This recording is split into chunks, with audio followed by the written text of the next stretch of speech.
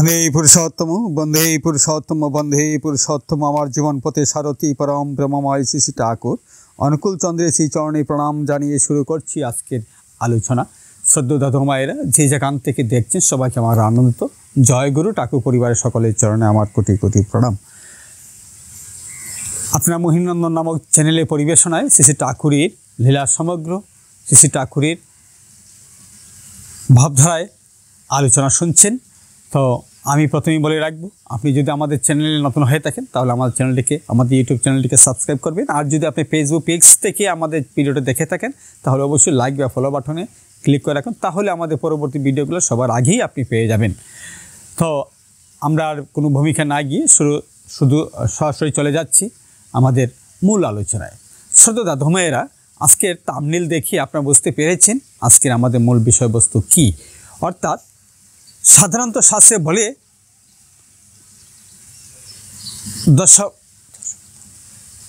বলে থাকে 10 অবতার, কিন্তু আমরা যারা শ্রী ঠাকুর অনুকূল চন্দ্রের দীক্ষায় দীক্ষিত অনুকূলীয় ভাবনায় ভাবিত, আমরা জানি শ্রী ঠাকুরের মতে অবতার হচ্ছে 14 অবতার, অর্থাৎ 14 প্রকার বা 14 বার ঈশ্বর পৃথিবীতে আবির্ভূত হয়েছে।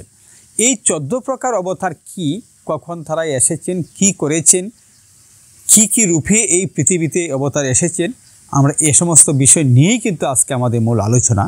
এর আগে বলে রাখি, আমরা এর আগে আরও অবতারবাদ নিয়ে আমরা 2টি ভিডিও বানিয়েছি।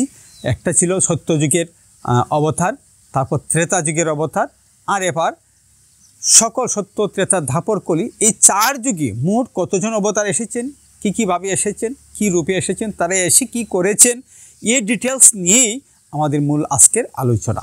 তাই এই আলোচনা আজকের ভিডিওটা হতে পারে আপনার জন্য খুবই গুরুত্বপূর্ণ। তাই আমি বলবো আপনি ধৈর্য ধরে আমার আজকের ভিডিওটা দেখুন, অবশ্যই আপনার কোনো অজানা কোনো না জানা কাহিনী জানা হয়ে যেতে পারে। তো সত্য দাদু মায়েরা, আপনারা জানেন সত্যযুগে আমরা বলেছিলাম যে অবতার, সত্যযুগে অবতার হচ্ছেন মৎস্য অবতার, খুর্ম অবতার, খোল অবতার, নৃসিংহ অবতার। মৎস্য অবতার মানে কি, ঈশ্বর যখন মৎস্যরূপ ধারণ করে পৃথিবীতে এসেছিলেন, ওই অবতারকে প্রথম অবতার বা মৎস্য অবতার বলা হয়। তাকে মৎস্যরূপ ধারণ করে পৃথিবীতে তিনি এসেছিলেন। উনি কেন মৎস্যরূপ ধারণ করেছিলেন এ বিষয়ে আমরা পূর্ববর্তী ভিডিওতে আলোচনা করেছি। আপনি প্রয়োজনে মৎস্য অবতার কেন তিনি ধারণ করেছিলেন সেই বিষয়ে যদি জানতে চান আমাদের আগের ভিডিওটা আপনারা দেখে নিতে পারেন। তারপর এসেছেন কুর্ম মানে কি,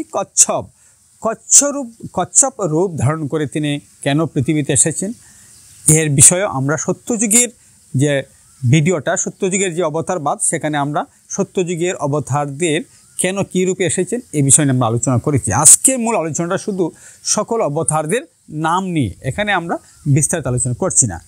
তারপর আসছেন তৃতীয় অবতার কোল মানে কি, শুকর।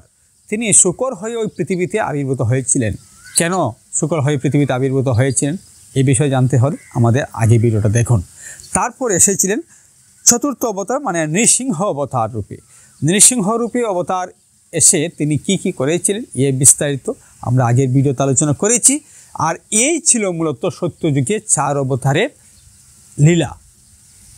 তারপর সত্যযুগ চলে যাওয়ার পর আসে ত্রেতাযুগ। ত্রেতাযুগে ভগবান পৃথিবীতে কী রূপে আবির্ভূত হয়েছেন এ বিষয়েও আমরা আলোচনা করেছি আগের একটা ভিডিওতে।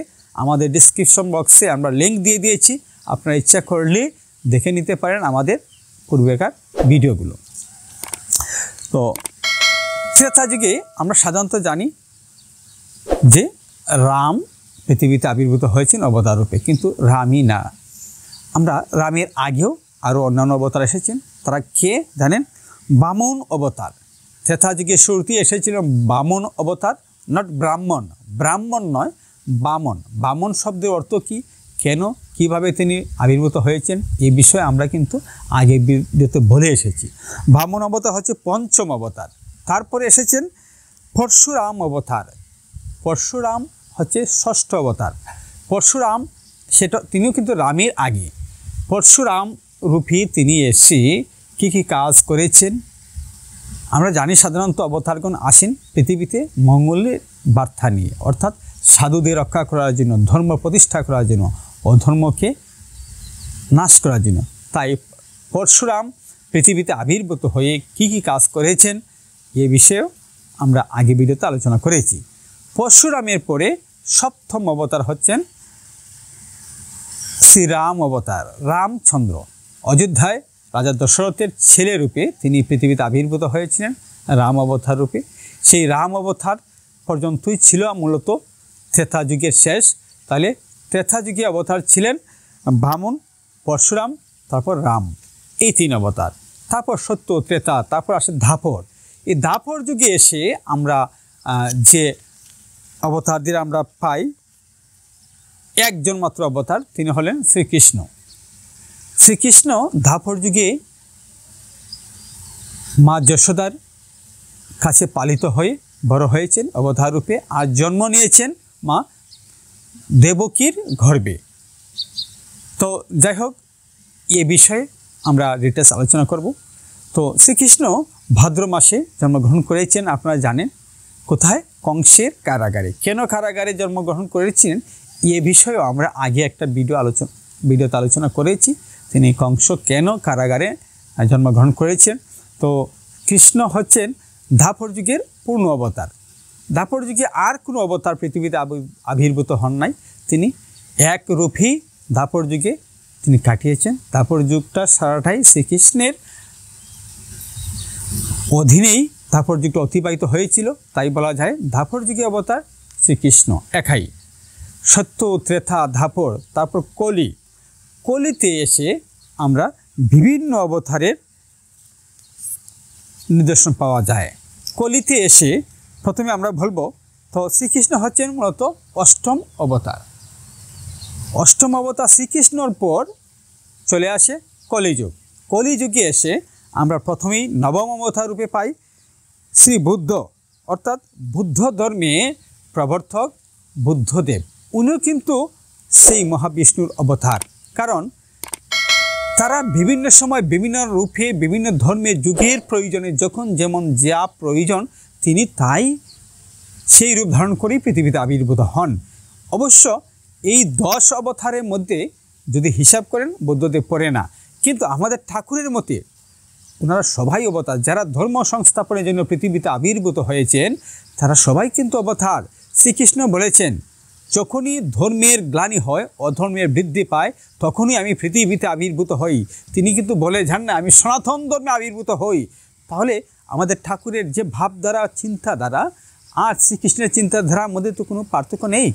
শ্রীকৃষ্ণ বলে গেছেন যে যখন ওই ধর্মের গ্লানি হবে, বলেন নাই কিন্তু যখনই হিন্দু ধর্মের গ্লানি হবে, তাহলে বৌদ্ধ ধর্মের যখন গ্লানি হয়েছিল বুদ্ধদেব জন্মগ্রহণ করেছেন।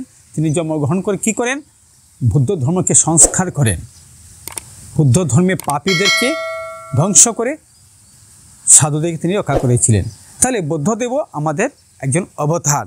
তো বুদ্ধদেব হচ্ছেন নবম অবতার। তারপর শ্রী যীশুখ্রিস্ট খ্রিস্টান ধর্মে, একই কথা। খ্রিস্টান ধর্মে যীশুখ্রিস্ট কী করেছেন আপনারা জানেন। যীশুখ্রিস্ট জন্মগ্রহণের আগে এই পৃথিবীতে খ্রিস্টান ধর্মে একটা অরাজকতা বিরাজ করছিল। তো এই অরাজকতাকে মোচন করে যীশুখ্রিস্ট সুন্দর সুষ্ঠু একটি ধর্ম প্রতিষ্ঠা করেছিলেন। সেই ধর্ম খ্রিস্টান ধর্ম। খ্রিস্টান ধর্মের প্রবর্তক যীশুখ্রিস্ট হচ্ছেন আমাদের 10ম অবতার। তো যাই হোক, তার পরবর্তী এলেন মুহাম্মদ রাসূলুল্লাহ, অর্থাৎ ইসলাম ধর্মের প্রবর্তক রাসূলুল্লাহ। তিনি আসার আগে এই ইসলাম ধর্ম আইয়ামে জাহিলিয়ার যুগে চলে গিয়েছিল। আইয়ামে জাহিলিয়ার যুগ তো আপনারা জানেন সবচেয়ে কঠিন, নির্মম এবং একটা অসহায়, যেখানে তাদের কাণ্ডারি বলতে কেউ ছিল না। ইসলাম ধর্ম তলিয়ে গিয়েছিল, পাপে ভরে গিয়েছিল ইসলাম ধর্মের লোকজন। ঠিক ওই সময়ে সৃষ্টিকর্তা জন্ম নিলেন ইসলাম ধর্মে মুহাম্মদ রূপে। তাহলে সেই সৃষ্টিকর্তাই তো ইসলাম ধর্মকে টিকিয়ে রাখার স্বার্থে, টিকিয়ে রাখার প্রয়োজনে, টিকিয়ে রাখার জন্য জন্ম নিলেন মুহাম্মদ রূপে। তাহলে মুহাম্মদ হচ্ছে একাদশ অবতার। তারপরে শ্রী চৈতন্য দ্বাদশ অবতার, শ্রী চৈতন্য মহাপ্রভু। আপনারা জানেন সনাতন ধর্মে আমাদের চৈতন্য মহাপ্রভু আবির্ভূত হয়েছিলেন দ্বাদশ অবতার রূপে। তিনি অবতার রূপে এসে কি করেছেন সেটা আপনারা জানেন। জগাই মাদের সহ অনেক পাপী তাপীকে উদ্ধার করেছেন। তো শ্রী চৈতন্য মহাপ্রভু হচ্ছেন আমাদের দ্বাদশ অবতার। তারপরেই দ্বাদশ অবতারের পরেই কিন্তু ত্রয়োদশ অবতার নিয়ে আমাদের হিন্দু সমাজের মধ্যে যত সমস্যা। আমাদের ত্রয়োদশ অবতার হচ্ছেন শ্রীরামকৃষ্ণ। শ্রীরামকৃষ্ণ পরমহংসদেব শ্রী চৈতন্য মহাপ্রভুর বিলীন হয়ে যাওয়ার অদৃশ্য হয়ে যাওয়ার পরপরই কিন্তু শ্রীরামকৃষ্ণ দেবের জন্ম হয়েছিল। তিনিও এসে কী করলেন? হিন্দু ধর্মের সংস্কার করলেন, হিন্দু ধর্মকে তলিয়ে যাওয়ার পথ থেকে রক্ষা করলেন। তারই শিষ্য স্বামী বিবেকানন্দ মাধ্যমে তিনি হিন্দু ধর্মকে সম্প্রচার করলেন, হিন্দু ধর্মকে সংস্কার করলেন। তাহলে সেই শ্রীরামকৃষ্ণ পরমহংসদেবকে বলা হয় হিন্দু ধর্মের ত্রয়োদশ অবতার। আর চতুর্দশ অবতার অর্থাৎ সর্বশেষ লেটেস্ট যিনি এসেছেন তিনি হচ্ছেন শ্রী অনুকূলচন্দ্র। শ্রী ঠাকুর অনুকূলচন্দ্র শ্রীরামকৃষ্ণর পরবর্তীতেই কিন্তু ওনার আবির্ভাব।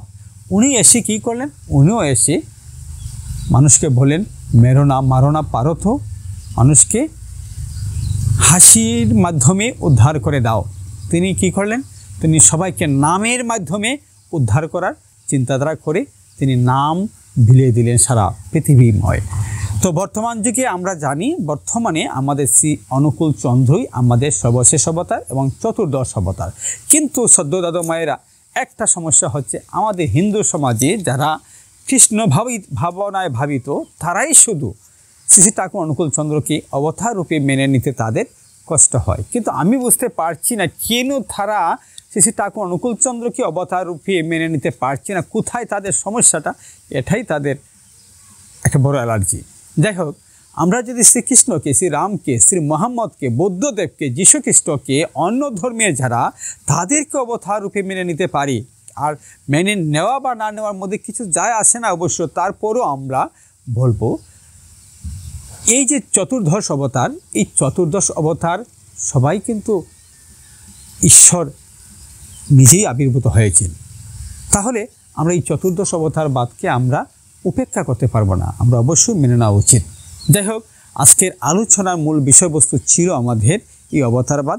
অবতার পৃথিবীতে কতবার এসেছেন, কী কী রূপে এসেছেন, এই বিস্তারিত আমরা আলোচনা করলাম। যদি আপনাদের ভালো লাগে, আবারও বলবো আমাদের ভিডিওটা একটা লাইক করবেন, শেয়ার করবেন। ঠাকুরের ভাবধারা চতুর্দিকে সারা দেশময় ছড়িয়ে পড়ুক।